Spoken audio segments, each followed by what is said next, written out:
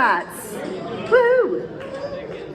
Thanks for being here. Welcome to the Mesa-Foothills Democratic Club meeting. We are in session, and I'm going to grab my phone and turn off the Pandora.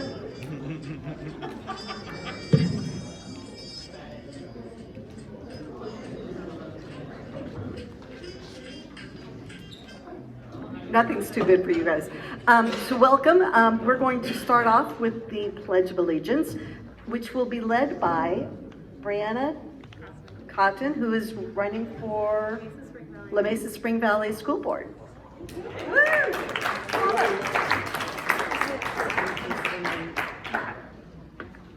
Okay. I pledge allegiance to the flag of the United States of America and to the republic for which it stands, one nation, under God, indivisible, with liberty and justice for all. Woo-hoo!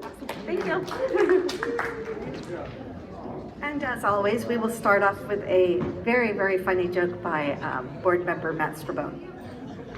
Of course, funny is in the eye of the beholder. Oh, that's right. All right, your favorite candidate for city treasurer has some financial advice for you tonight. Always remember to keep some money in the freezer, because you never know when you're going to need cold, hard cash. And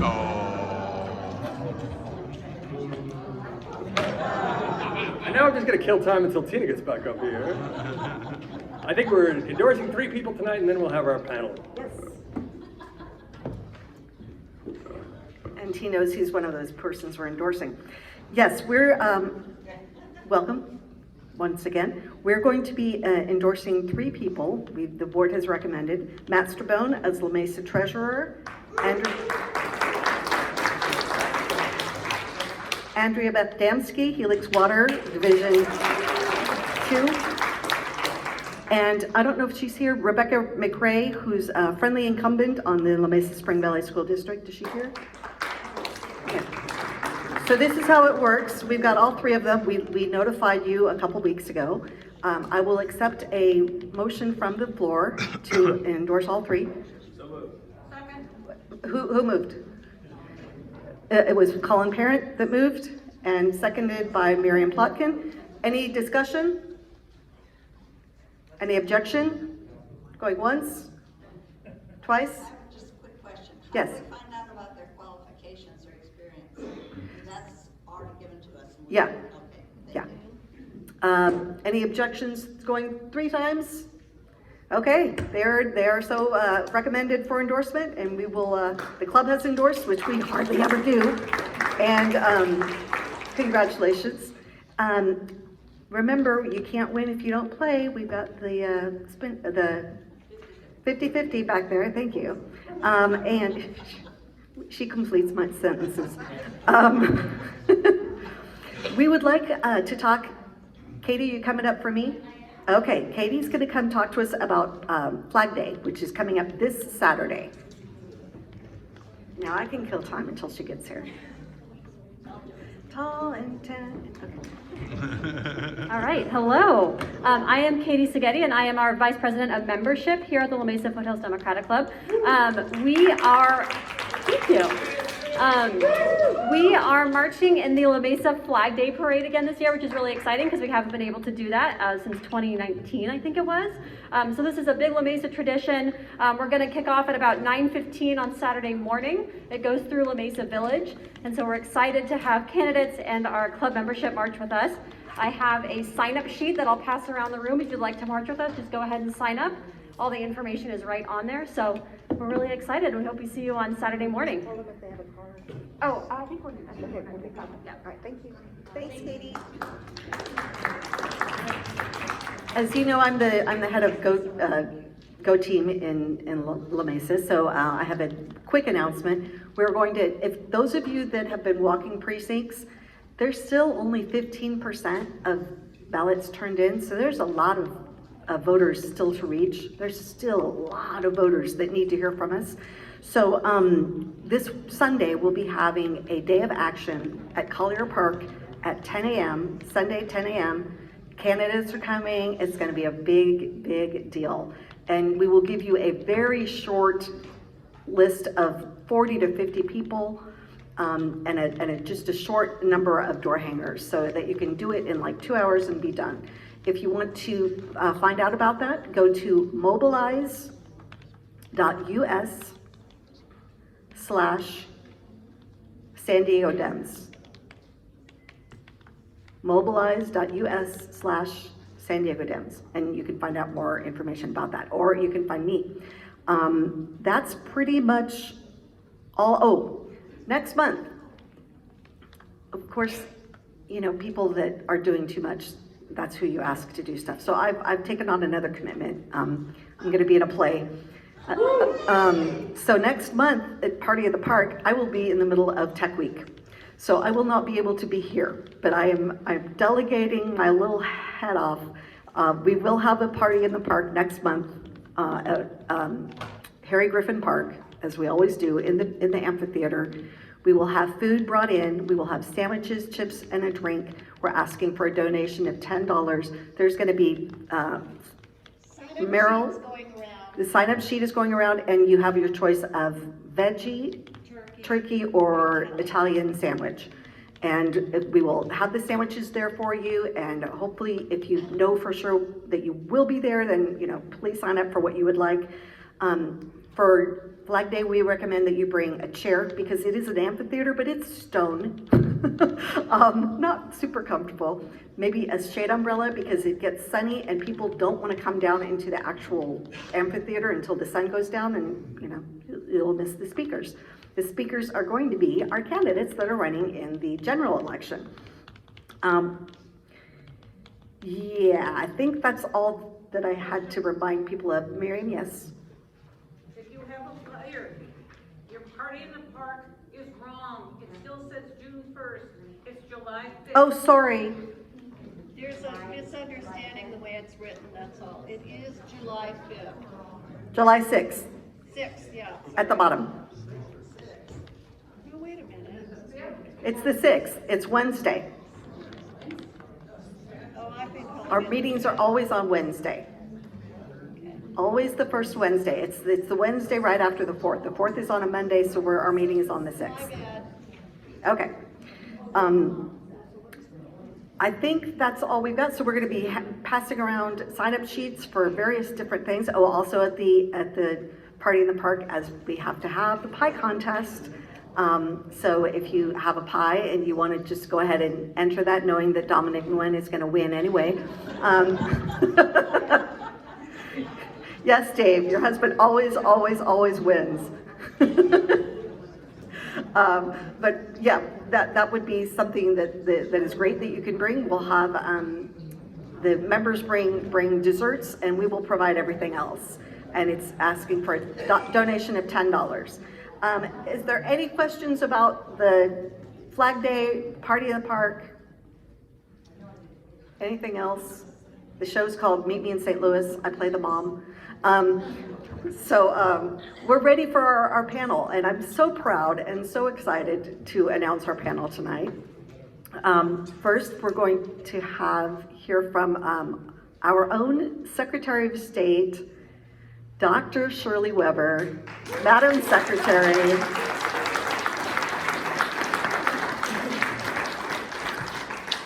And Lorena Gonzalez Fletcher, incoming Executive Secretary, Treasurer, California Labor Federation. Woo! And not to make him feel like a stepchild, but also a Colin parent.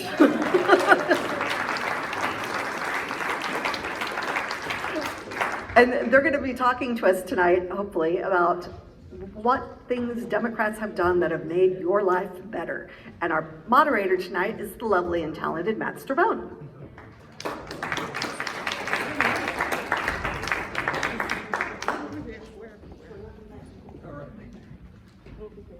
right. Well, while they get acclimated, appreciating Tina's introduction of them, I'm going to introduce them again because I like them all so much. I think the three of them hardly need any introduction to this crowd, but I'm going to do my best anyway. I guess we'll start from the end and work our way in. Our first guest has served 4 terms in the California Assembly and also has a reputation that precedes her. The first Latina to ever serve as chair of the powerful Assembly Appropriations Committee, a living, breathing paragon of the fight for the rights of working people everywhere, and the incoming leader of the California Labor Federation. Please give another hand to Lorena Gonzalez Fletcher.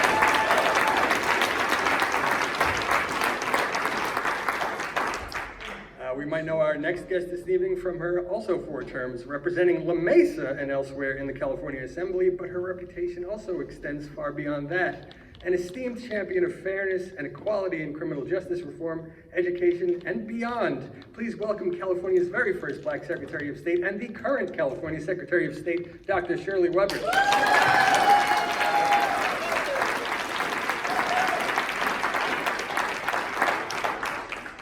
And finally, I'm pleased to welcome the Democratic beachhead of the La Mesa City Council, the person who showed us that Democrats can and should win elections in La Mesa.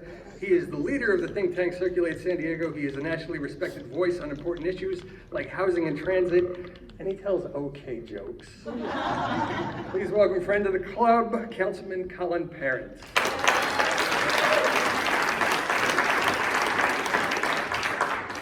All right. We're going to give our guests a wide latitude to answer these questions in whatever manner they see fit. So we'll start with this. Tonight's panel is all about celebrating the successes of Democrats in office and making a proactive case for why voters should choose Democrats over Republicans. With that in mind, our first question is, what has been your proudest achievement as an elected official? And we'll start again from the end. Lorena Gonzalez Fletcher, please. Wow. Wasn't expecting that one. I told my husband I was coming to talk about his campaign. That was my excuse to make him stay home with the kids. It was good. It was good. He's putting them to bed tonight. So yeah, that's a proud achievement, right? My husband. Yeah. But probably should talk about my own legislative achievement. It reminds me, for those who don't know, Dr. Weber and I were seatmates in the Assembly for, 4 or 5 years. Probably. Maybe longer than that. Maybe longer than that. So she lived and breathed this with me, but the thing that I am most proud of is our work to ensure that farm workers got overtime. And that sounds, thank you. It was a battle that was 40 years in the making, much longer than that. 40 years since farm workers have any rights in the making to actually have overtime. And the reason that was so important to me, and so important I think as a Democrat, it really was the essence of what we are as Democrats, believing that even those who may not have any power, they may not have any money, they may not even be looked at as Americans or as equals in our society so often, fighting an uphill battle against a huge industry, and that was the agricultural industry, huge moneyed industry, to be able to fight for workers who so often didn't have a voice in the legislature and be able to say, this is just about equity, it's just about equality, right? It's just about giving farm workers, the people who pick our food, who work so hard, the same rights as every other worker in California. And so for me, it was, I was proud of that because it was so important as the daughter of a farm worker for me, but also because it really, I do think, encapsulated what we are as Democrats. And that's ensuring that we're providing a voice for everybody in our society. Thank you. Secretary Weber, please, same question. What has been your proudest achievement as an elected official? Oh, wow. It's really hard, and Lorena and I did a lot of things together. I mean, we did a lot of groundbreaking legislation, and so it's really, when you start talking about what's the proudest achievement and so forth and so on, it really gets, it's hard to say which one, and I know with her it was too, because she was definitely into diapers. She wasn't in it herself, but she was pushing that agenda so hard, and it just became a major issue and an action across not only San Diego, but across the state. So advocating for those who have the least is always important. I think I would say the greatest accomplishment was probably my hardest one was AB 392, which had to do with the use of force by police officers and changing the standard from basically being that you had to have it necessary, that they had to have a necessity to use force to either save their lives or someone else's, and not the standard that was reasonable. And that was a major battle. I mean, because you don't take on law enforcement without a lot of heartache and headache, and without an army of people in the community fighting with you. And I think that was important because for so long it didn't matter what the issues were. The legislature always lost to law enforcement, whether it's body camera or whatever it was. One year we had 20 or 30 bills on body camera, and not a one got through because they were powerful in stopping people from legislation from going forward. And so the fact that this piece actually got out and got signed by the governor was a major step forward for communities to believe that they could then deal with reasonable issues and reasonable standards that needed to be applied in law enforcement. And we saw the things coming forward after that. But before that, it was like, you can try it if you want to, but you won't be successful kind of attitude. And I think opening that up, not only because of what the bill did, but more importantly, it empowered the members to realize that there are some issues they can actually raise. They can raise those issues. They can win, and they cannot be destroyed. You know, and that becomes important because normally that's a kiss of death for your career. That you won't go anywhere else. You won't go far. You may not even get reelected. But being able to author that piece of legislation and not die in terms of my own career politically, but also empowering those who want to make that change, realize that this is something you can do, this is something the public wants, and if you work hard in a reasonable way, you'll get it done. So AB 392 is one of the hardest bills I've ever done, the most rewarding, and to see the results afterwards, not only locally, but across the nation, of people really looking at how you can change law enforcement, give them different standards for performance and so forth and so on, was a major change for me. Thank you so much. Same question to Colin, your proudest achievement as an elected official. Well, I think my proudest achievement was before I was an elected official, when I had the endorsement of both of these two powerful progressive women for my first campaign. Right. Yeah, no, I'm very grateful for it. But the second proudest post election is some of the work that I've been doing on affordable housing in La Mesa. So one of the first things that I did, this was something I actually campaigned on. So one of the first things I did was got our city to adopt what's called an affordable homes bonus programs and implementation of state density bonus law, which basically says that a certain percentage of new homes can be that people are trying to build in apartments will be set aside as affordable. And that it seems kind of small. It's actually a relatively small percentage. It's usually at the time it was only 11%. Lorena through a bill that she carried in 2020 upped it to 15%. But the time it was only 11%. That's kind of small, you know, but it builds over time. And actually just got the data today from our city manager. It's about 120 permanent affordable homes are produced in that program since 2017, all in mixed income projects, and so they're all sprinkled around the city, which is really important for addressing, you know, historic residential segregation, about making sure that low-income people have access to the same amenities as others. And it's not done, right? It's going to keep going. And that's actually one of the things that I'm most proud of, because not only it's not just this thing that just happened, but it's something that's going to continue to create dividends and create more opportunities for low-income people to have a start in La Mesa, to be able to live in dignity, and to be able to afford living in a great city. And so that's the thing that I'm the most proud of, and happy to. I have other ones that are fun, like the farmers market and Oktoberfest, but this dull, wonky, technical housing policy is the thing that I'm most proud of.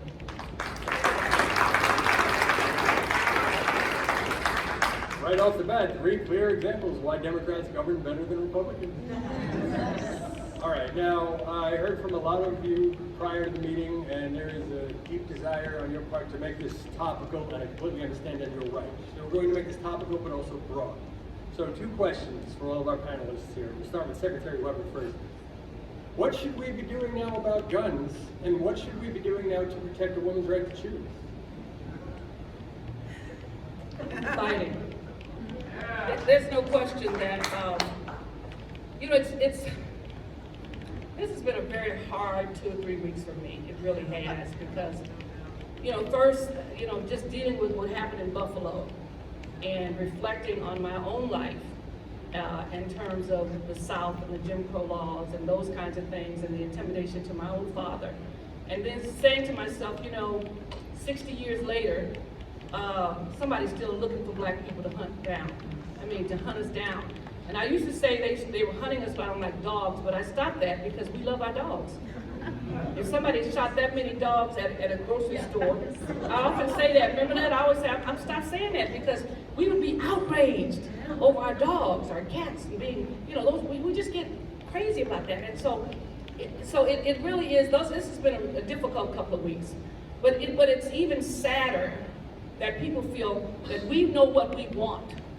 And folks, and we feel helpless because, the large percentage is saying, let's have some stricter laws, let's have some registration, let's have some limitations, let's put an age on when you can purchase a gun and whether you can have certain kind of gun.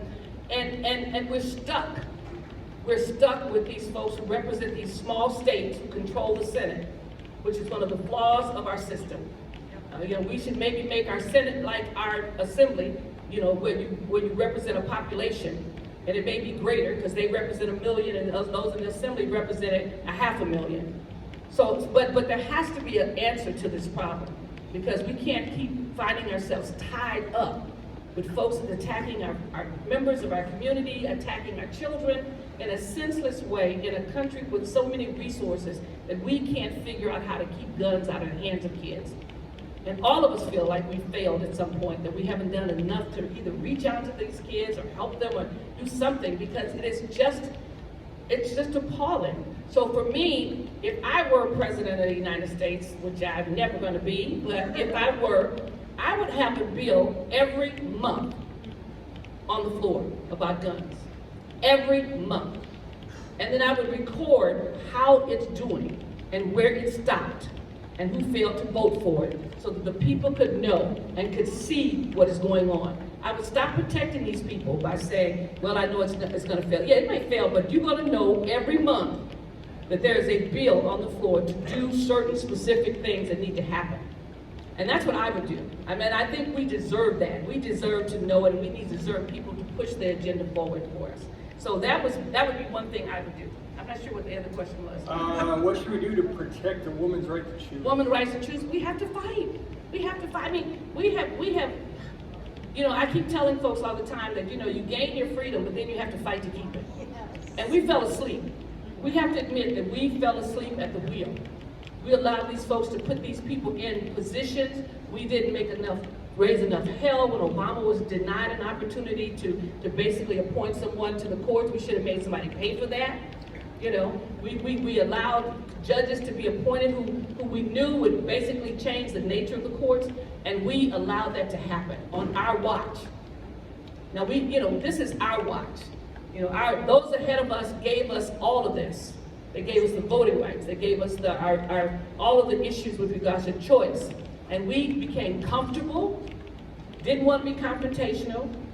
And I keep telling people, freedom, it requires constant attention and constant fighting. And you will not leave this world without a fight. And so you have to be vigilant every step of the way. And you can't let them do little things and get away with it because then they become big things. And now we're overwhelmed with these folks who can't make a decision, who tell us one thing, do something else.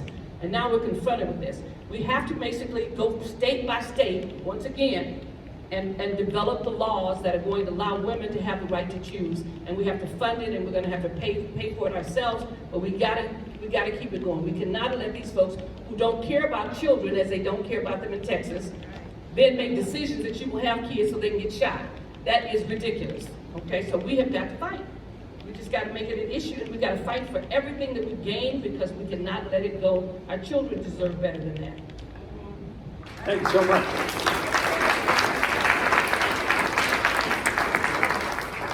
Well, good luck, Colin. Same two questions.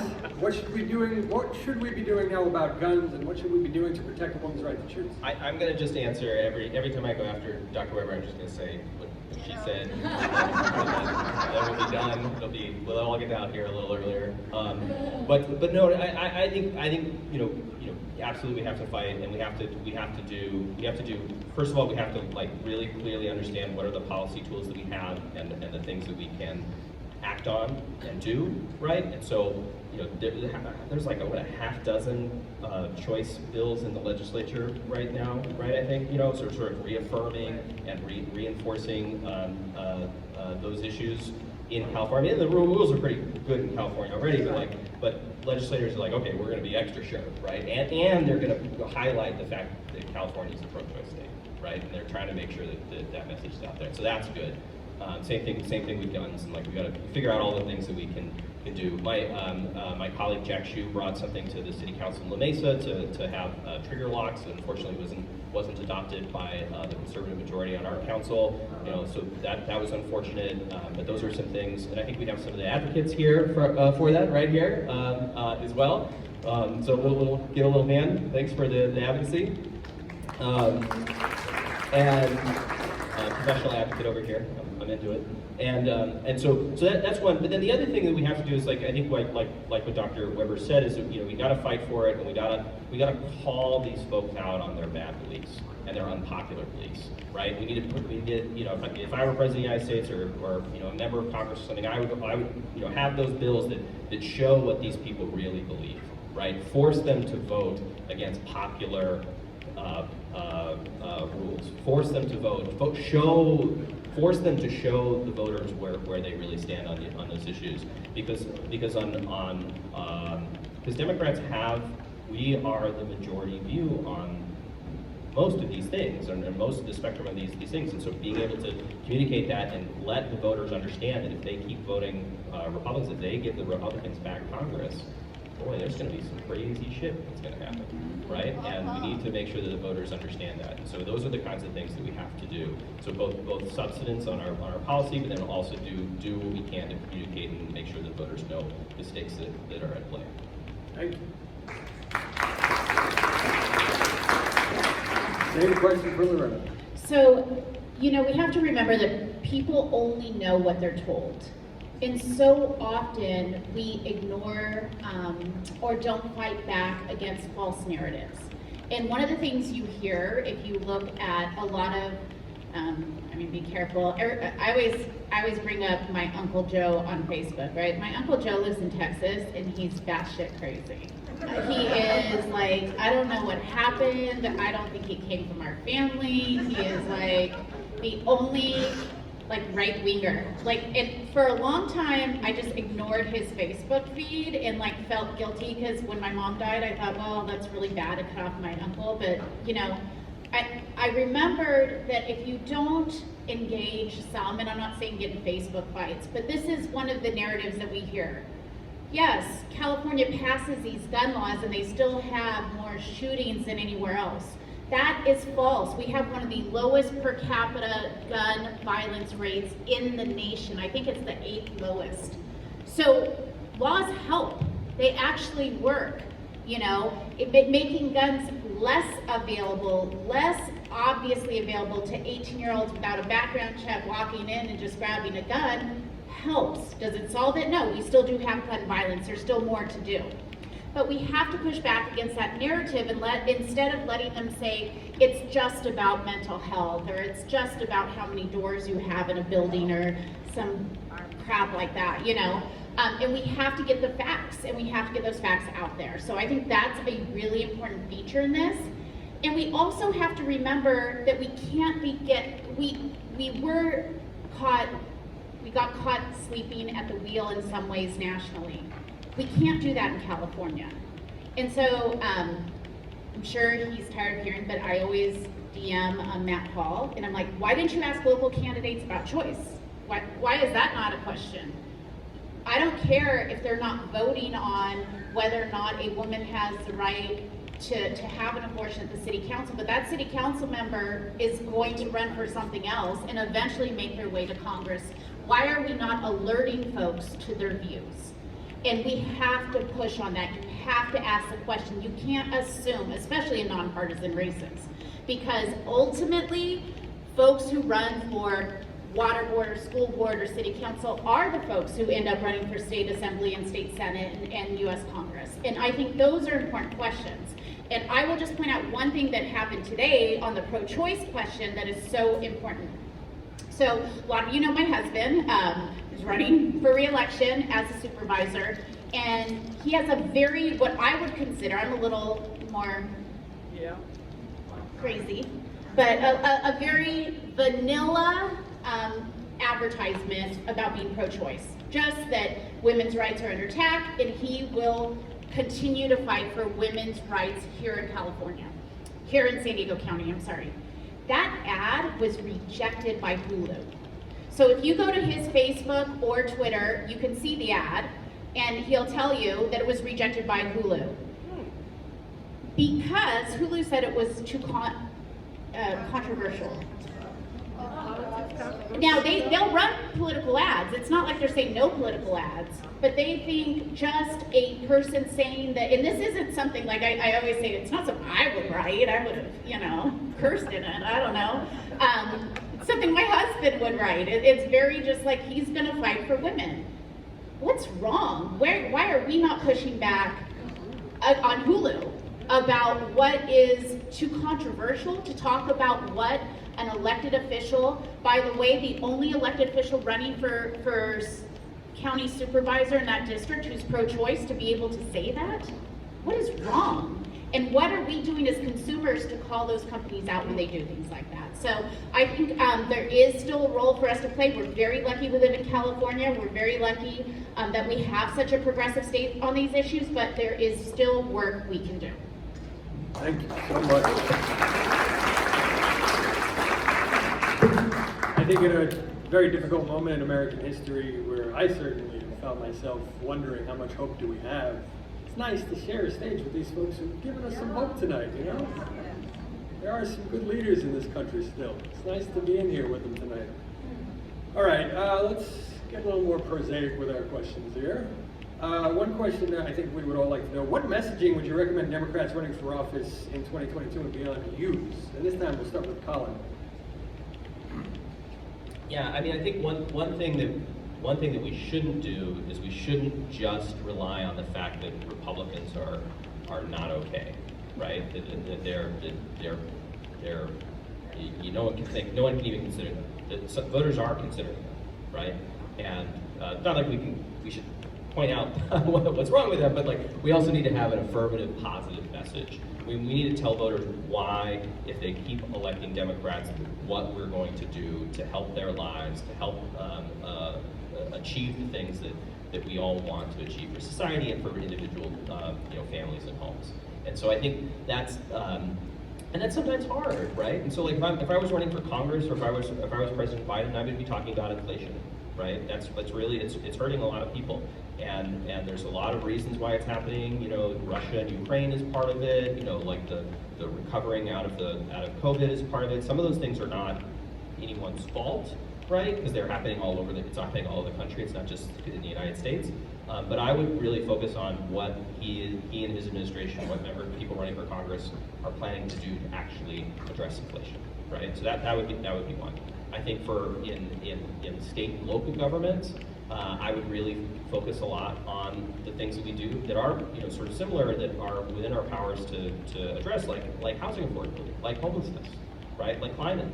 And those are things where Democrats have the right policies and the right messages, but we need to really focus on them, right? And so that means talking about how we're going to create dignified housing opportunities for people who are experiencing homelessness, how we're going to create more affordable homes for people who are struggling to make the rent, or who want to buy a house but can't afford the mortgage.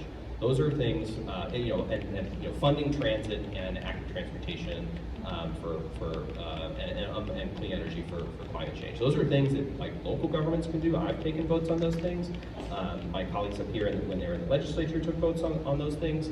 And that's the kind of stuff that we have to be able to tell people, not just that Republicans are bad. I mean, don't vote for them. But but not just that they're bad, but that, and that they have bad ideas, but that the Democrats have good ideas that are going to help people's lives. Thank you, Colin. We'll ask Lorena next. Same question. So one of the things I've been worried about a little bit with our party and some of the folks in our party, and Colin touched on it, is I think we get afraid to talk about things like inflation and gas prices and the cost of living. The truth is, we can't run from that. We have to actually acknowledge that that is happening and it hurts people. So a lot of times I think, and this happens in the state a lot, like people just don't want to talk about it because we, don't want to do X or Y that the Republicans are calling for, because that won't really do anything, so we just don't talk about it. Anyone who goes grocery shopping knows that prices are really going up.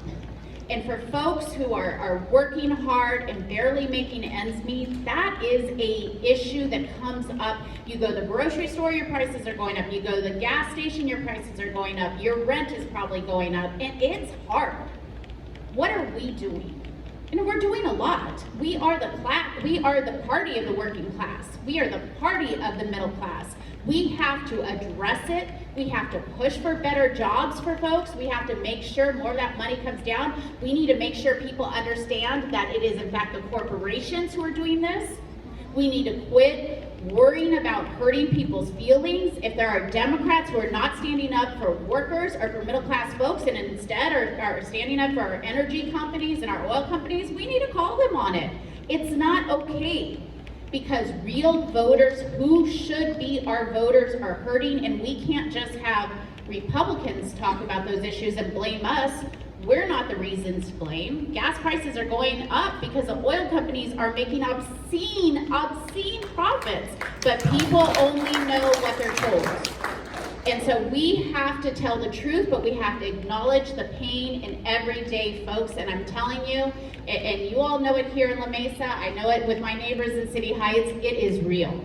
It is real. And we have to continue to push for people to have more money in their pockets, to be able to afford things that will cost more, but also to put the blame where it belongs. Thank you. Secretary Weber, what do you recommend for Democrats running for office in 2022 and beyond to use for their messaging? Well, I think both of my friends have basically said what I would say, and that is, we have to make sure that our message is the message of the every person. And so often when I'm dealing with young people, they feel very alienated from the Democratic Party. African American men feel very alienated from the Democratic Party because they don't think we care about anybody other than LGBT and women and choice. That there's nothing else in the party. That is so untrue. And so we have to make sure we've done the work on that, and we have to continue to do the work on that. But that can't be the only face of this party. There's so much more, and when I'm talking to, and I talked to our party chair and others, I said, you got to open up the conversation. The African American men, they have nowhere to go at this point. They feel like when I talk to young men that are in their 30s and 40s years old, they feel that they can't go to Republicans because of the things that's going on there. But they have issues themselves in terms of employment and opportunities and all those kinds of things, and they have nowhere to go in their mind. They vote with us because they don't want, in other words, they're actually voting against the Republicans when they vote for us. We have to give them something to vote for. We have to help them understand what it is that the party's fighting for, that's every person's battle, that the dreams that they have can be achieved in the party, not outside the party, and that we care about them, that they're on the agenda, that their discussions are there about employment and jobs and opportunities and their families and all those things. And yet we've done such an excellent job in a couple of areas, and because the Republicans paint us as that only, we have alienated a significant number of individuals who naturally would be in our party. And so when I talk to them, they tell me, yeah, I'm voting Democrat, but that's because I wouldn't vote for these other people. We have to give them something to vote for. And that then makes them loyal to the party and open to the party and having conversations with them about what their dreams are and their concerns are. And that's extremely important. And so I know I've tried to get some to be a little bit more active in the party, but they feel like, for me to raise these issues, the party's not interested. And so we then have to make sure that this is the party of the every person, that every person has a place in this party, that the values we have about what is fair, what is just, opportunities, those kinds of things, that they all understand that. And we're not just two-issue party, that we have lots of issues and we have a lot of resources to help them achieve that. Thanks so much. Some really thought-provoking answers. That was great. All right, I'm going to ask you about something that, if I can be honest with everyone in the room, keeps me up at night sometimes. Nature of my own work experience. But the question is this: how do we fight back against things like voter suppression, but also, like specifically, the concerted Republican effort to clearly try and steal the presidential election in 2024? What do we do about this? Start with Lorena.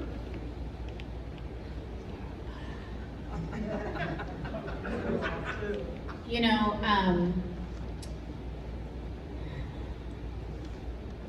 It's a tough one, folks. I think it's going to take a lot more than what we've been doing, right? When I heard Dr. Weber talk about, we kind of watched as President Obama wasn't allowed to appoint a Supreme Court justice.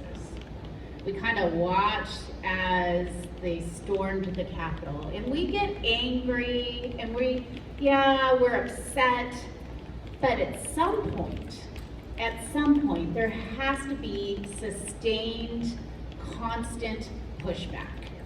And when it comes to stealing elections, there's two things we can do. Number one, we have to win overwhelmingly, right? It can't even be close. And that means, I think about this, we've gone through a lot lately in my household, so we haven't voted yet. And I think, gosh, what I tell everybody, vote as soon as you get that, as soon as you get your ballot, vote, get your ballot in. Don't wait till the last minute. You know, I know it's nostalgic and feels good to walk it in on election day, but that's not guaranteeing your vote's there and it's gonna get counted and it's not gonna be caught up in some last minute kind of, challenge, right? Get it in and tell other people, get it in. We have written every law in California you can imagine to make voting as easy and accessible and early as possible. And we did a lot of that work, and now Dr. Weber is making sure that work's implemented. And I'm proud of that work, but that doesn't help if we don't actually exercise it. So I think we have to remind folks, they have to vote in every election, they have to vote early, we have to overwhelm them. But also when we see these outrageous things, when we see our democracy being stolen, being redirected, we see what sometimes I think I'm a reasonable person. I studied history, American studies. I don't want to sound like an alarmist, right? So sometimes I stop myself from saying, oh, the insurrection, and I always think I don't want to sound crazy. I don't want to be the opposite of my Uncle Joe. That crazy. But the reality is, this shit's crazy, right? And like, if we don't continue in a sustained way to call it out, to go protest, to get arrested, to push it, we're gonna just allow ourselves to have it happen to us. The truth is, we got to a democracy in the United States because people laid their life on the line, got arrested, stood up to bigotry and hate and laws and fairness, and like, we can't do the same type of thing to sustain that, to ensure that it continues. Thank you. Secretary Weber, please. This is something I'm confronted with every day now, in terms of people with misinformation, people whose primary objective is to destroy our confidence in our system of voting. I'm helping, and many of you probably should do likewise, helping fight some of the battles across the nation with regards to the lawsuits that we're filing in our office for places in like Georgia and Florida and all around, because of the attacks on those voting systems, which have a direct impact upon us, even though we may not have as many, but we have them here too. And we have to stand firm on it. There are so many aggressions against registrar voters in this state. It's unbelievable. That people are being attacked because they're the registrar voters. People are storming the offices, don't want the folks to do their job, pushing people over, all those kinds of things. And so I've had to do things to say, hey, on my watch, this will not happen. We will prosecute you to the maximum of the law. We're not going to run this place. We're not coming in here. I don't care how far you are in the woods, you're not going to run this place and basically upset folks that we don't have any registrar voters anymore, or we don't have people willing to work on the polls because their lives are being threatened. And we have to develop special programs now, safe at home programs now, that were once for women being abused, and now for people who work in the polls. And so we've got that happening right now in terms of legislation to protect those individuals. So we have a lot of work to do, and we have to be indignant about the work that we do because it's just that fundamental. When we feel comfortable in California, we're still in a situation where it's happening elsewhere. And all of these laws and things that are going to come out are going to be important in terms of voting. But California's going to have some too, because where they have not been able to get these crazy laws through the legislature, they're going to get it on the ballot come November. There are going to be things talking about voter integrity and additional voting identification and so forth and so on, to make it harder for people to vote, because we've made it very easy for everyone who's a citizen in this state, who's not sitting in a state or federal prison, to vote in California. We have opened up the franchise, and over 81% of our folks who are eligible are currently registered to vote. Now, they don't like that, and as a result, they're going to do what they can to try to make it seem like all kinds of folks are voting that should be voting, and they're going to create some wonderful commercials. Now, that's going to be our battle in California. We're going to have to fight back on this voter integrity stuff. There's this additional identification for it. Sounds so reasonable, but it's the same as the Jim Crow laws of the South, where you had to have literacy, and you had to have poll taxes, and you had all these things occurring that block people from going to the polls. So we have to, first of all, be vigilant here. That is critical, and not be snowed by the things that these people say, and let people know what's really going on in terms of voting. But it's extremely important that we do this. This is fundamental, that every person gets one vote, and they're going to attack it every way they can. And so we have to make sure that we show up and that we vote in great numbers. Now, generally, this election cycle, with the off year, with the president, with the governor's race, and incumbents running, is generally a low voter turnout. The numbers are coming in right now, and they're not as great as they were in November 2020. But we didn't have a monster to fight as we have in 2020 that we have today. But we still have to show up in great numbers.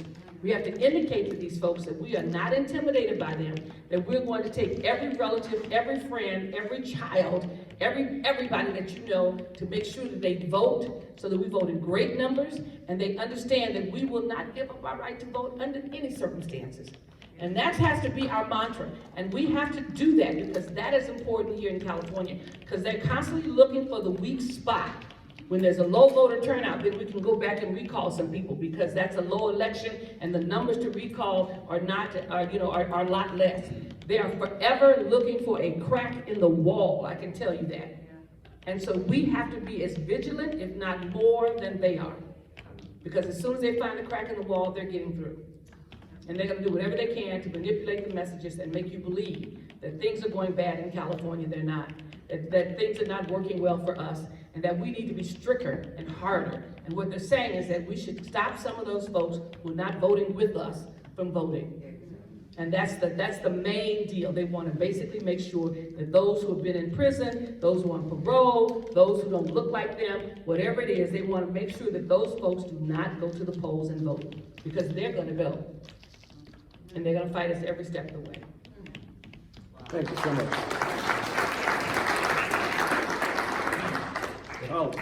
Well, Dr. Weber does this for a living, so that's great that we have here to answer that. It's great that both of these women have done so much work in the legislature doing this. So I don't have a ton to add, but the only thing that I'll just say is that what can we do locally? Like what are the things that we can do?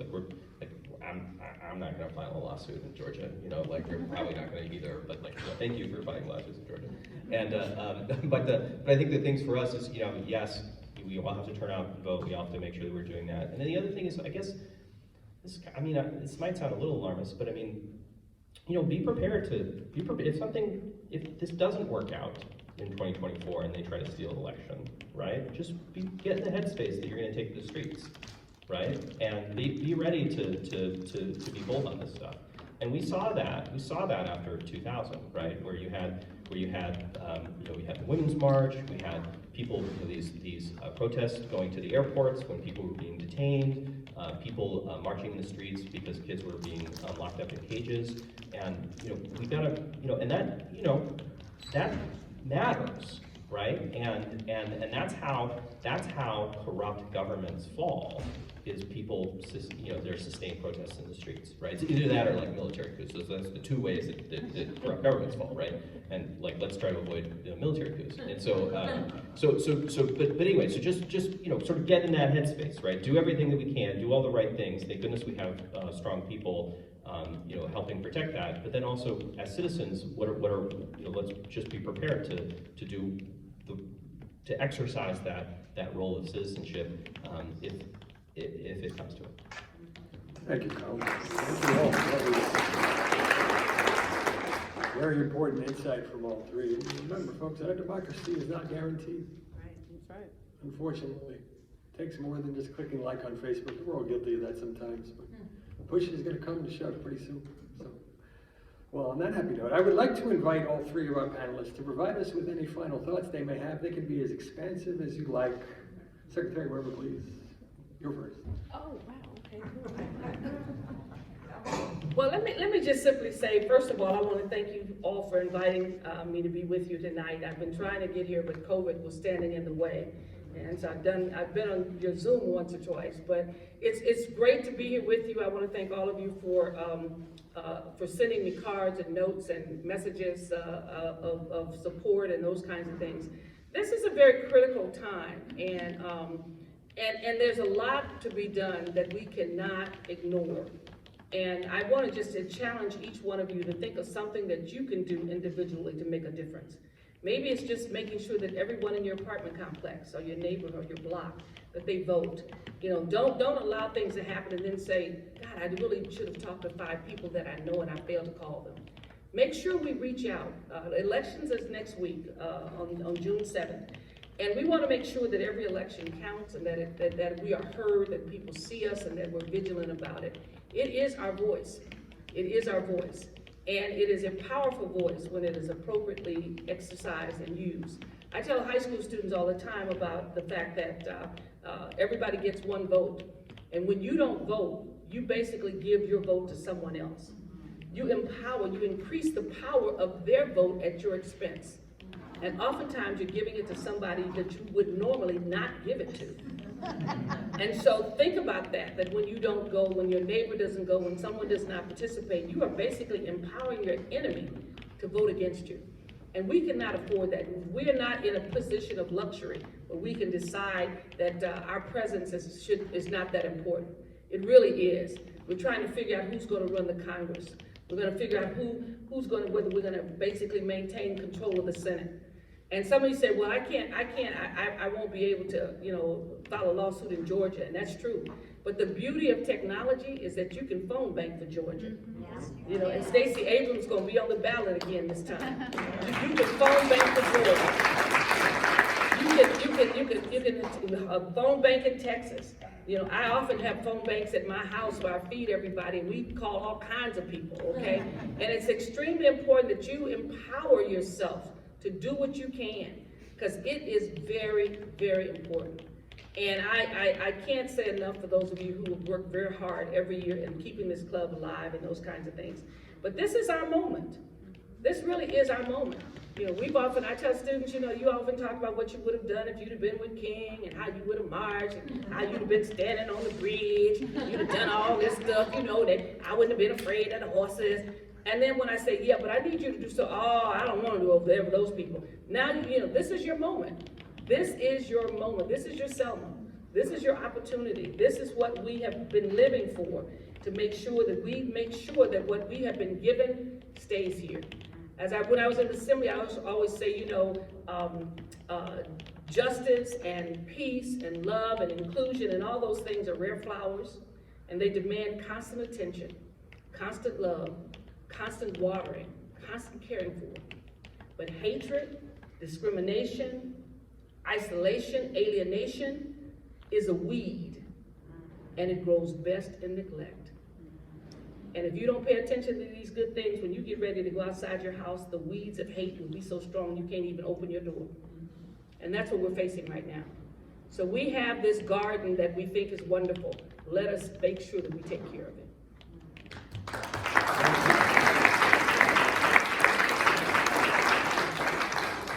Colin. Great, yeah, thanks very much. Yeah, it's great to follow Dr. Weber. Thanks. So a couple of things. Let me just share, just to sort of go back to the sort of the premise of the panel here about sort of what it matters, why it matters to have Democrats elected, right? So I really got motivated to get involved in politics and to run for office because of housing affordability and sort of these things that, to my mind are like really economic justice things, right? That's what really motivates me, and that's kind of where I've been focused most of my work, and that's why I talked about it at the beginning, affordable housing, that sort of stuff. And that's really important. But it's also true that and we're working on it. I'm very proud of that. But there's also other stuff that's just very, very, very local, and the Democrats and that I've been involved in getting done. So like Oktoberfest. You guys know about Oktoberfest, right? That thing used to be this crazy political fight every year about whether or not we're going to even have it, and it just was bananas. Can you imagine a council member voting to not have Oktoberfest? Well, it happened. People were voting against Oktoberfest, and so we changed the policy and we made it so it no longer had to be a council vote, and the city manager got to approve it, and it's been fine. So now Oktoberfest is fine, and it's a very, very minor thing, but now we have Oktoberfest, don't have to worry about it. Thank you, Democrats, right? So similarly, actually, Shirley Weber and I saved the farmers market on La Mesa Boulevard, right? And that was the two most conservative people on our council wanted to move it and destroy it. It was really bad news. And that's not the most sort of economic justice concern, but it really matters. There's 2,000 people who come every week and with their families and have a nice time, and they support the local businesses, and they support the local farmers, and that's good. And that's to what we were saying earlier about Democrats need to make sure that we're focusing on these bread and butter things that matter to everyday people and in their everyday lives. Things like that do really matter to people, and we can't lose sight of that. It's not just about these big issues that interest groups have a lot of care about and it's in the news. We've got to care about these other things too, right? And those are some things that we were able to accomplish as Democrats on the city council in La Mesa, and which I'm really, really proud of. And then I'm going to take one matter of personal privilege and just say that I mentioned earlier that Lorena and I partnered on a bill together a few years ago, and we actually haven't been in the same room, except for once a year ago. We were both on dates separately, and so we're at a bar, and so we didn't get to talk about this. I was with my husband. Yeah, right. You're allowed to have dates with your husband, right? And, just to be clear. Yeah, we're not trying to get anyone in trouble. Yeah, and but anyway, so we enhanced this bonus law.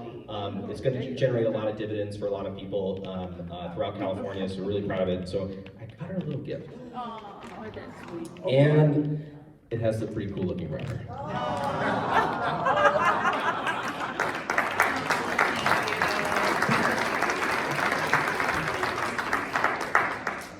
That's so sweet. Thank you. I know I am behind bars on this. He wants me to go out and get arrested, clearly. Done it. Thank you. And that was great. I don't talk about that bill a lot because I gotta be honest, Colin came to me and said, we gotta do this bill, and I said, I don't do housing legislation because I really believed in Dr. Weber and I used to talk about this. We had our lanes in Sacramento, and we knew our stuff really well. If you talk to me about a labor law, about workers, about diaper availability in children, and sexual abuse against children, I had my little lanes, and we knew what they were. So when it came to me about housing, I was like, okay, I'm for housing, but you're talking a different language, so you got to talk me through the bill. So I felt like I relearned that bill every time I presented it. To this day, all I know is more affordable housing and higher density housing, 15%, and it works. It's the only thing that's worked so far. So that's my talking point on the bill, and then Colin wrote it and helped me pass it. So I just want to take us back in San Diego. I think this is really important as Democrats. Sometimes we don't reflect enough about where we were and where we are now. And so I think about, I'm gonna get my years wrong, but it had to be 12, 13, 14 years ago. I was working at the Labor Council. Chris Pearson was working with me at the Labor Council as the head of the Labor Council in San Diego. And we were so frustrated by the San Diego Board of Supervisors, right? We were so frustrated that no matter what we thought about or did, they controlled their district lines, how much money could be spent in the race, and they were just going, oh, there was no way to break this pattern, even in Democratic districts. We had Greg Cox and Ron Roberts. And those were solid Democratic districts, and we just couldn't figure out the power of incumbency, the low limits, just everything you can imagine. And so with our unions at the county, it's specifically UDW and SEIU, we ran a term limits initiative. And I gotta tell you, that was kind of hard because I'm not a huge fan of term limits, but we knew we had pulled everything. That was our only shot at trying to get some representation on the Board of Supervisors. And we thought, well, this is a long term. And then it passed. 4 years ago, my husband ran for the Board of Supervisors to become the only Democrat. And I remember during that election, a lot of people said, well, it doesn't matter how effective he'll be one vote, it won't really matter, right? It doesn't matter, let's just get a Democrat. And knowing my husband, I said, no, it really does matter, because it's amazing what one effective person can do. Well, that one effective person 2 years later helped get 2 more elected to that board. And so today in San Diego County, now this is important, this is an important feature. We not only have a 3-2 Democratic advantage, that's as solid as we can hope for it today. Maybe in November we'll get 4, but we have a solid Democratic majority that matters. And I want to point this out because this is important as we move forward. It's not just 3 Democrats, people with D's behind their name. It is 3 progressive Democrats driving an agenda that I would say we don't see anywhere in Southern California. There might be Alameda County or some northern, Bay Area county that might, and I got a question if they're even as effective, progressive, and forward-thinking as we have today in San Diego County. As somebody who grew up here, I never thought I would see that day and the change that we saw over 4 years. Now, that's pretty impressive. And that's what we should expect. That's why we put the time in, and the money in, and the shoe leather, and the phone calls to have the kind of changes that you see now, taking on climate change, taking on COVID and saving lives. Can you imagine what it would have been like under something else? You remember Hep A? It would have been that times 100 under the previous board. We had a board who cared about public health, who cared about disadvantaged communities, who pushed and pushed and pushed. And today, we're seeing, all of you are seeing now the mail as my husband's district shifted east, right? As he runs for re-election in a new district. Hopefully he will be representing all of you. And we're seeing it kind of ties in with, we have voting rules and stuff, but what we don't have is, there's no obligation to tell the truth in politics. So if all of you are like me, you got mail from Carl DeMaio telling me to vote for some woman, a beautiful woman that they can put on a piece of paper because Democrats support her. They don't tell you that she was a registered Republican until she pulled papers to run. She doesn't answer questions, she's not out there campaigning. They're just hoping to pull some Democrats away from Nathan. She's a liar. She is a liar. But more importantly, she's being used by Carl DeMaio, who we know is a liar. And even more cynical, Carl DeMaio doesn't support this woman. Nobody thinks she's really gonna win. She's allowing herself as an agent of the party to be able to be, of the Republican Party, to be pulled that way. But he supports Amy Reichert, who lives right here in La Mesa. You guys are in the belly of the beast. And her claim to fame is fighting against the vaccine, mask mandates, any kind of public health, anything that kept people alive. She is a right-wing Republican, a Trump Republican, who has taken pictures and lauded Ted Cruz and Marjorie Taylor Greene and has the endorsement of the local NRA. And they're hoping, in their cynical way, to mislead voters. Our job is never done. We can never say, whew, look at that. We got ourselves quite a county government. We have to be diligent. We have the county government we deserve finally. In my entire life in San Diego County, I was waiting for this county government, right? And don't ever think, you know, I know Colin has talked about small things, right? Oktoberfest, the things that local government does, those things have enormous impacts on lives. But when you're talking about the county government, you're talking about whether people are going to get services, whether they're going to be eligible and actually have somebody who wants to sign them up for assistance in food stamps, EBT, right? You're talking about every public health program, everything that can serve communities that are underserved. You're talking about the homeless crisis and mental health crisis and all the things they're really diving in and spending money on. So it really does matter. But we could lose it like that. And you know, if they get their way and they have limitless money, they will always have limitless money. And our power is in people, it's in shoe leather, it's getting on those phones and making sure we never rest on our laurels. So as I leave today, and you know, my husband is not out campaigning today, so I feel a little bit need to make sure in this room of folks who get the opportunity, as I think of it, to vote for what I would argue is one of the most effective local elected officials we have ever had in San Diego County. I hope that you will go spread the good truth. He is the only real Democrat on the ballot. He is the only person who cares about saving lives with, and has over the last few years with COVID, who has ensured that we have the highest vaccination rate in the state. He is the only person who, you know, really has worked towards making a more equitable county on that ballot. So I hope as you leave here tonight, you remember that's an important race. Don't take it for granted. We've got to continue to be diligent. We've got to re-elect Nathan Fletcher.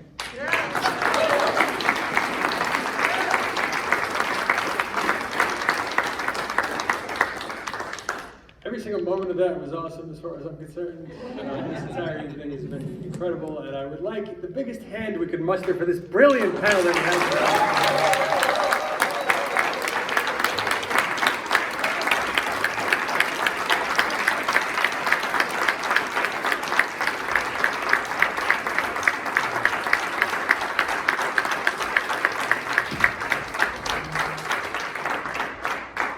And now back to our regularly scheduled programming, folks.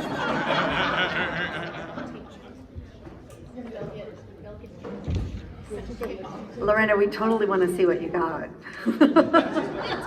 I don't know about the rest of you, but okay, we do have time now for announcements. Local candidates, matters of public interest. If you are a candidate, do 3 things for me, please. First, when you give a speech, say your name and the office you're running for. Give us a couple points about it, then end with your name and the race you're running for. Every single time you speak. We should be getting bored of your speeches by now because they should be so similar. And also make yourself a button that has your name and the office you're running for, and just wear it everywhere you go. I think that's the best thing, the best advice I can give. Whether you take it is up to you. Let's each take 1 minute, and starting with, I'm sorry, Leslie, yes. Oh, so good last month. Well, thank you. Yeah. I'm Leslie Fadum. I'm not running for office yet. I'm a licensed marriage, family, child therapist, trauma specialist. I was on the mental health panel last month. So those of you who were here might remember the tapping sequence for resilience. and lowering stress and anxiety. So I put flyers on your table. My colleague, he and I were trained by the person who invented this, who's no longer around. And there's a one-day training online. Please take a look at it. If you're not available this Saturday to do the online training, join me in La Jolla this Saturday morning for the Obsessive Compulsive Disorder Walk. Even if you don't have that disorder, and I hope you don't, but if you do, come and walk. Wonderful refreshments, and we support people who are struggling with different mental health disorders. Thank you so much. Leslie Fadum, hope to see you.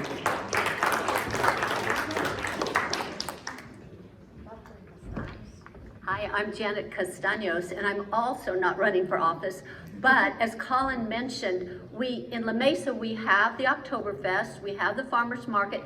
We kind of need to diversify, and this year, in 2.5 weeks, we're celebrating Juneteenth. It's called Juneteenth and Friends, and it will be right here in MacArthur Park. You're all invited, even if you just stop by for an hour. It'd be great to have you there to engage with the community, to build understanding, just to interact with each other. And everybody in San Diego County is invited.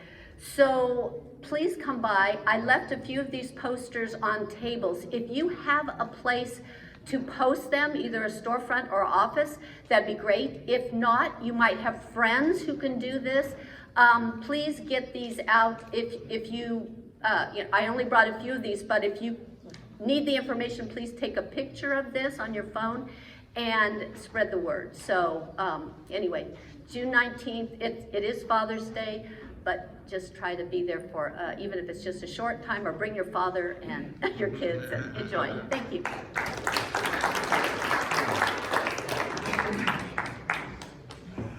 Good evening, I'm Doug Case. I'm the Political Affairs Director for Senate President Pro Tem Tony Atkins, and I want to talk very briefly about the 3 initiatives of the Pro Tem. First, one of her bills that just passed the Assembly that would add liquor bottles and wine bottles to the California beverage recycling program, and that makes a whole lot of sense, and it'll put, it'll put millions of bottles out of our landfills and recycled. Who's going to be rich? Second, she announced the plans for the California Dream for All program. With the skyrocketing cost of housing, the American dream of owning a home is out of the reach for many Californians. This will help many of them, first-time home buyers, by having the state invest with them 17% of the cost of the home. That'll reduce the down payment, or maybe eliminate the down payment, or significantly reduce the payments. And then when they sell the home, the 17% of the current value would go back into the fund. They're going to invest $1 billion this year, and then $1 billion for the next 10 years to help that program. And then finally, as everybody knows, one of her key issues is reproductive justice. And in response to what's going to happen soon at the Supreme Court, she and the Speaker and the Governor are sponsoring an initiative that hopefully will go on the ballot in November that would enshrine into the California Constitution a very specific right of abortion in California.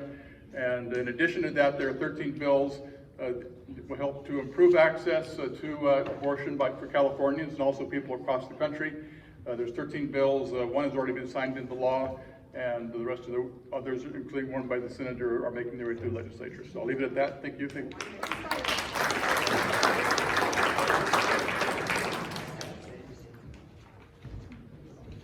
Good evening, everyone. My name is Kathleen Brand, and I am running for La Mesa City Council. I am a lifelong Democrat. I have been a resident of La Mesa for 21 years. We've raised our sons here, bought our first house here, and I love this city. And for that, I care enough to run for this council. I am currently sitting on the La Mesa Community Services Commission. I've been there for 4 years, working to build better parks for our city, as well as streetscape improvements. And I'm hoping that you will consider me for election in November. Again, Kathleen Brand for La Mesa City Council. Thank you.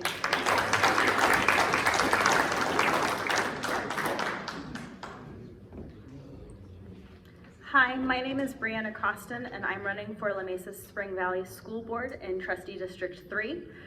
I am a lifelong Democrat, and I grew up in La Mesa, went to La Mesa Dale and then Spring Valley Middle, well, now Spring Valley Academy. I am running because I think that our students are our future, right? You know, our kids are our future, and students need to make sure that they have support systems at school, and that includes support systems through their educators and support systems through their community. And so those are my big, I really think that the support systems for students is a big deal. One of the interesting things about this election or this race is that there's my opponent so far is someone that has funding and is being backed by Carl DeMaio and Reform California, and is already on a slate with Laura Lothian and Tony Orlando, who are running for city council. So this, though it is a small school board race, it is going to be an important one, and so I hope that I can talk to you all more in coming months and get your guys' votes in November. Again, my name is Brianna Costin, and I'm running for La Mesa Spring Valley School Board.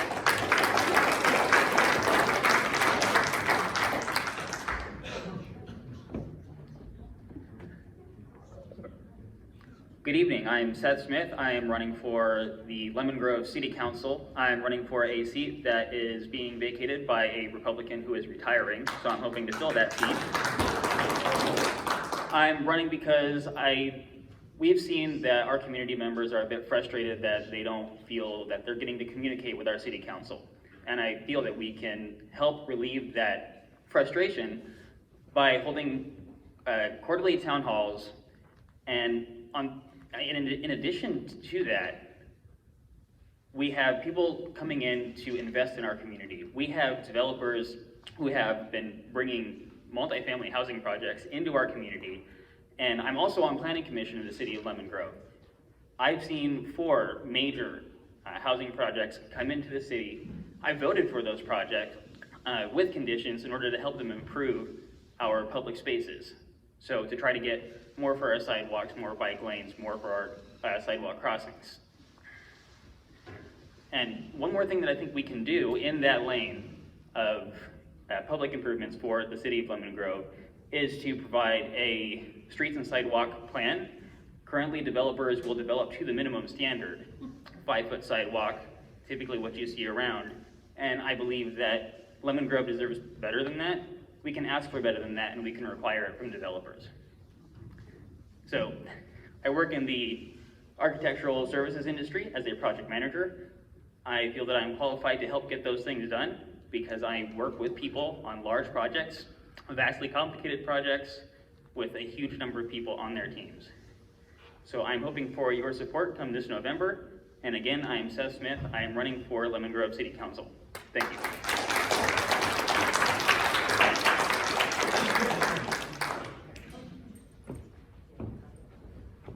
Hi everyone, my name is Andrea Bethdamsky. I'm a candidate for Helix Water District Division 2. I want to thank you all for your endorsement tonight. I've been serving on La Mesa's environmental sustainability for the last 5 years, and I'm in my 3rd year as its chair.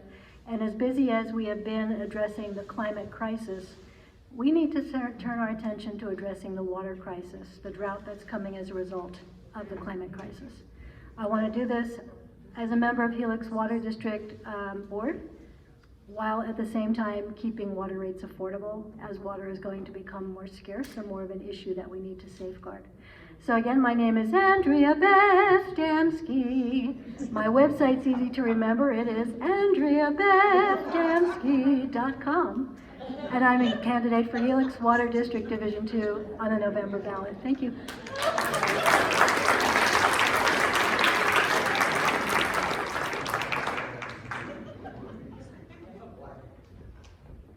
That is always so cute to hear. Hi, I'm Debbie Justison. I'm the current president of the governing board for the Grossmont-Cuyamaca Community College District, and I'm up for re-election. Just a little bit about myself. I have been a La Mesa resident since for 23 years now. My husband actually grew up in La Mesa, and we moved back here when we wanted to to have a family. I've been in education for 35 years. I started out as a teacher's assistant at a Montessori school. I've taught every grade level from kindergarten through 12th grade. I was a adjunct math instructor for Grossmont-Cuyamaca Community College for 10 years before becoming a board member in 2010, and I also teach part-time as a lecturer for San Diego State University. So I have a lot of experience in education. I believe in education, and I believe that education is the way to, or the key to, out of poverty. I do have an opponent as well, and she has been endorsed by 2 of our La Mesa City Council members, and I'm very honored to say that I also received endorsements from Colin Parent and Jack Shu. So thank you so much for those endorsements. I really appreciate that. My opponent is one who is fighting against our vaccine and masking mandates, and so that's where this is coming from in relation to our race. And so I am on the June 7th ballot. There are 2 of us on the primary ballot, so both of us are actually going to go to the November ballot. So, but I hope that you all have put in your ballots and have voted down the ballot, vote blue, all the way down. The school board elections are really important. Well, it's always important, but especially this year because the Republicans have put in a lot of candidates and a lot of positions in trying to, change the dynamic of the school boards throughout, not only San Diego, but throughout the nation. I hope to keep community colleges affordable and accessible to all, and to continue supporting resources and the resources that our students need in order to be successful students, not only for free textbooks and also I don't know if you know this, but we also in California, students can have 2 years free at community colleges if they stay as a full-time student right out of high school. So I want to continue programs such as that, and also to keep our campuses open, open and safe for all of our students. Anyways, I am Debbie Justison. Once again, I'm running for the governing board for the Grossmont-Cuyamaca Community College District, and I hope that you vote for me on June 7th and also in November. Thank you so much.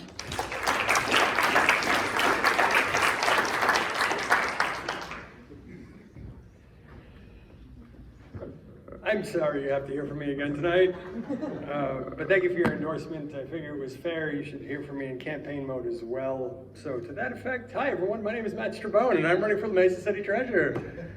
I have a question to ask you here tonight.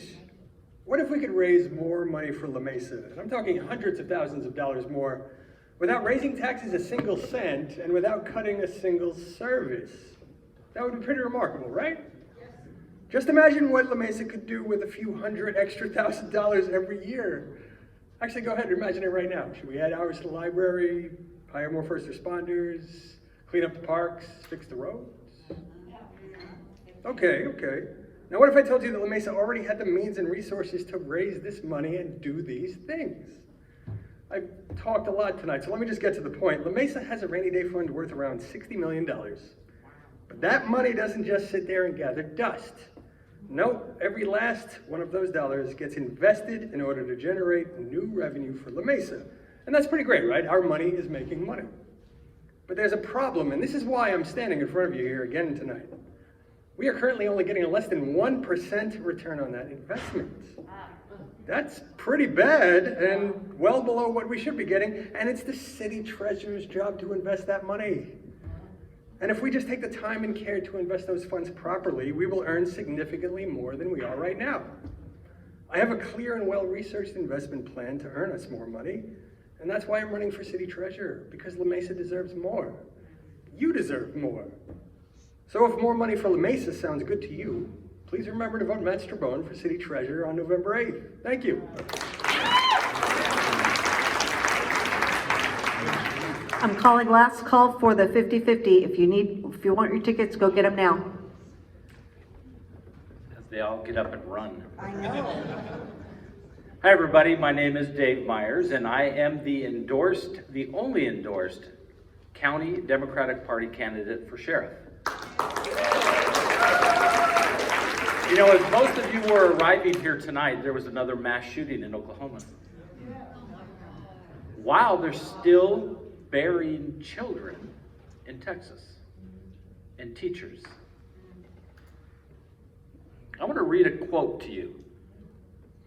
As a society, we continue to create the monsters who perpetuate these unspeakable acts just as we create insufferable fools like Joe Biden and elevate them to the positions where they can do the most harm.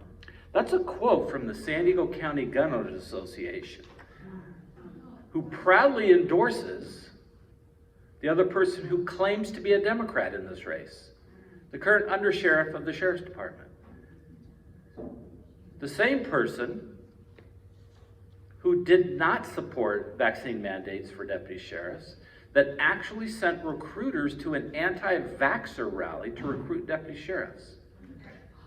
The same organization that didn't support women's right to choose.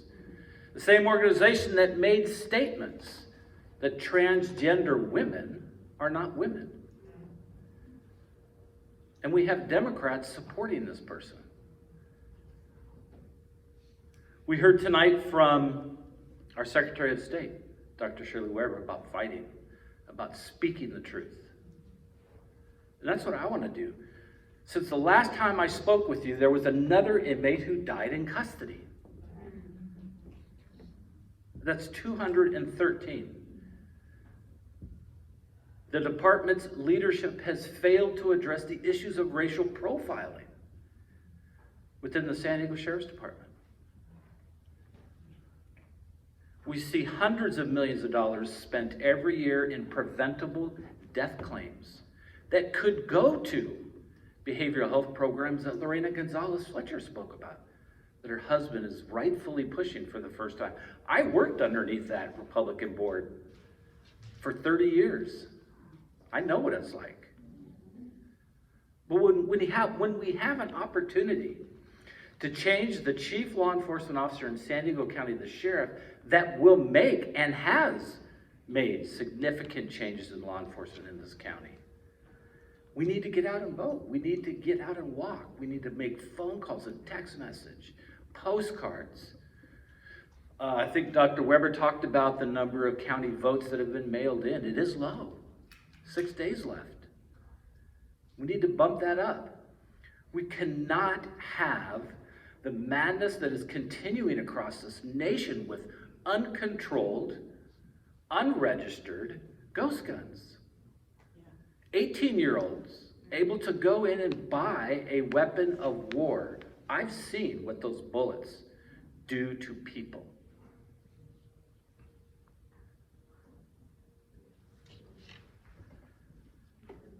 It's interesting that we heard from Lorena Gonzalez Fletcher about Nathan's opponent, recently re-registered Democrat. At least we know she voted for Trump. My opponent couldn't remember. When asked who you voted for president in 2020, I was so conflicted, I didn't vote for anybody. That's the problem. I'm running for sheriff. My name is Dave Myers. I'm going to make a difference. I'd appreciate your support. Thank you.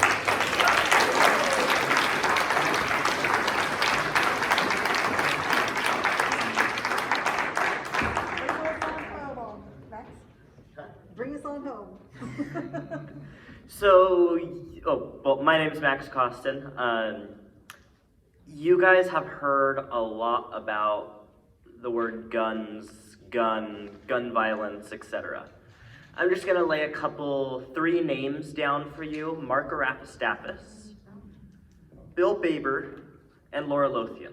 All of them, when they had the chance to vote yes, voted no on an ordinance that an organization I worked with. I am the former president of March for Our Lives San Diego, and we worked with council member Jack Hsu to get a safe storage ordinance that basically tells people you know, you should keep your guns locked up safely so people don't steal them. We told them that. Laura Lothian, Bill Baber, and Mark Rapistafis came back and said, no, we should not have that a law. We should not make that law.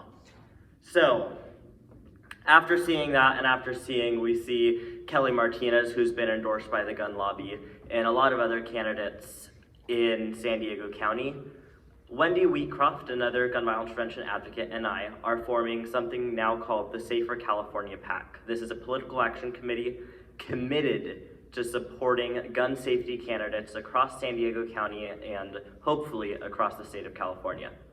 I would really love your support going forward. Two of the races that we have really identified as critical areas where we need to get gun safety candidates elected are both in La Mesa City Council and La Mesa Spring Valley School District.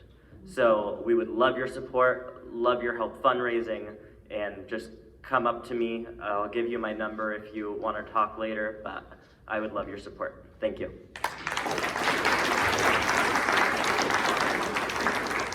Okay, so while Katie's going to be working her way up, remember a month from now, you will see each other. You will not see me and I will not see you because I will be on stage. But we will be meeting 4 weeks from today, July 6th at Harry Griffin Park. Bring cash, bring a pie. Maybe you can beat Dominic, but I doubt it. There will be a pie contest with prizes. And remember this Sunday at 10 o'clock at Collier Park, walk, Day of Action walk. And Katie, how much money do we have in the 50-50 drawing? $50. $50. Okay, somebody grab my tickets. Steve, grab my tickets. I've never in my life won, but you know, hey, here, Mitch. I don't want anybody to say there's something up my sleeve, and, you know, I'm not that clever, but. Okay. It is 02-155-93.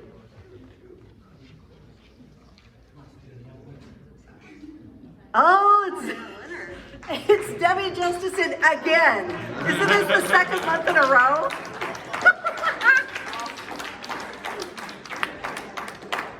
Last time she won and she donated it back to the party. So yeah, they'll get together. So please, please clean up after yourself.